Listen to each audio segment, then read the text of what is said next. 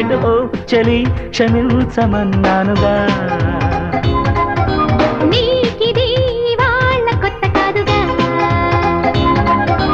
అయ్య బాబో ఎంత వేడి, ఏం చేస్తే చల్లారుతుందది. పోపోయ్ చాలుగానే, ఓవర్ యాక్షన్ తొగిస్తే మంచిది. సరేలే టుమారో ఇలా లేటు చెయ్యనింక ఒట్టు. ఓ చలి క్షమించమన్నానుగా.